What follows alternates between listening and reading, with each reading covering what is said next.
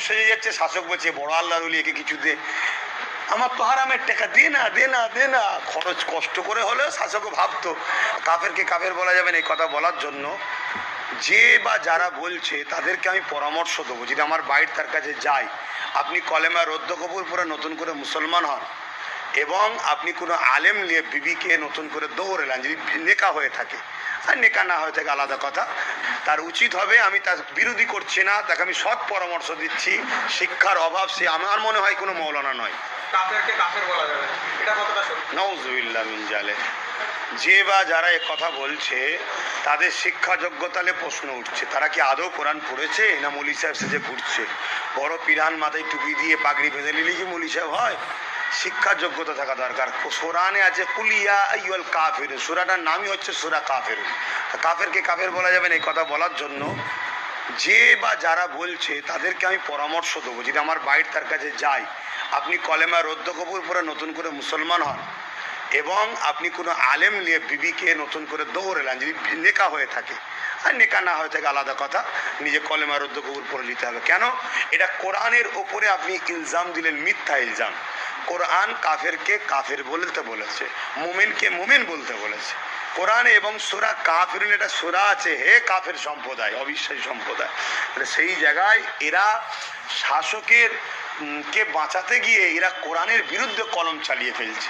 দ্বিতীয় নম্বর কথা, আমরা মুজাদ্দেদ দাদা হুজুর রহমতুল্লাহকে মানি। মুজাদ্দেদ দাদা হুজুর রহমতুল্লাহ ওসিয়াতনামার মধ্যে আছে, দাড়ি টুপি জুব্বা পাগড়িকে কেউ তুচ্ছ তাচ্ছিল্য করলে সে কাফের হয়ে যাবে। কথা বুঝে আসছে? তাহলে দাদা হুজুরের ওপরেও কলম চালাচ্ছে। আর হ্যাঁ, দাদা হুজুর রেখে দেন, কোরআনের ওপরে কলম চালাচ্ছে যারা, অবশ্যই তারা কোরআনকে অবিশ্বাসকারী, কুফরি, কাফের। তার উচিত হবে, আমি তার বিরোধী করছি না, তাকে আমি সৎ পরামর্শ দিচ্ছি, শিক্ষার অভাব সে আমার মনে হয় কোনো মৌলানা নয়।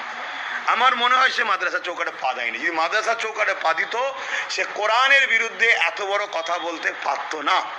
সে ভাবতো যে আমি কি বলছি। সে হয়তো পাগড়ি বেঁধেছে, আপনারা মনে করছেন মৌলানা, সে তো বড় জুব্বা দিয়ে আপনারা মনে করছেন মৌলানা। কথা বুঝে আসছে? তার কাছে যদি মেসেজটা যায়, আমি মেসেজ দ্বারা অনুরোধ করব, আপনি কলেমা রদ্দ কবুল করে নতুন করে মুসলমান হন। আর পরিবার যদি থাকে কোনো আলেম দিয়ে তাহলিল করতে হবে না, আশা করছি সে বুঝে নিচ্ছে, আপনি নেকাটা দৌড়েলেন।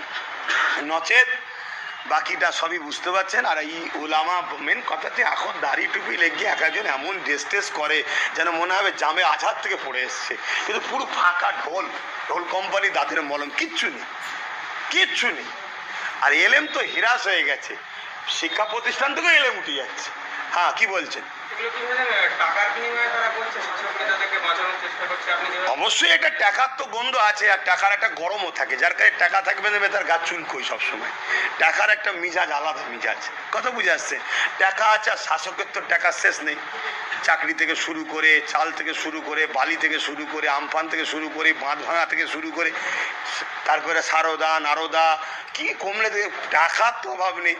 যে একটা হুজুর সেজে যাচ্ছে, শাসক বলছে বড় আল্লাহর ওলি, একে কিছু দে, আমার তো হারামের টাকা, দে না দে না দে না। খরচ কষ্ট করে হলেও শাসকও ভাবতো। সেই জায়গায় এরম হয়তো টাকালি এরা এইসব করছে। তবে কোরআনের ওপরে যখন কলম চালিয়েছে, আমাকে বলতে বাধ্য হচ্ছি, সে কোরআনকে মিথ্যা ইলজাম দেওয়ার জন্য কাফের ফতোয়া হচ্ছে। তার উচিত কলেমা রদ্দ কবুল পড়ে, প্রকাশ্য যখন বলেছে, প্রকাশ্য সে কলেমা রদ্দ কবুল পড়বে, যে ভাই ওটা আমার মিস্টেক হয়েছে, আমি কলেমা রদ্দ কবুল পড়ছি, আর মৌলী সাহেবদেরকে গোপনে বিয়েটা তাহলিল করে নেবে, মিটে যাবে। যদিও প্রকাশ্য কলেমা রদ্দ কবুল পড়ে ক্ষমা না চায়, ওর জানাজা পর্যন্ত পড়া যাবে না। শোনেন, ভুল যদি গোপনে করে, গোপনে তব করতে হয়, আর ভুল যদি প্রকাশ্য করে, তাহলে প্রকাশ্য তওবা করতে হয়। আর এখানে তওবার ব্যাপার নয়, কলেমা রদ্দ কবুল পড়তে হবে, নতুন করে মুসলমান হতে হবে, কোন ইসলামের মধ্যে নাই। ক্লিয়ার?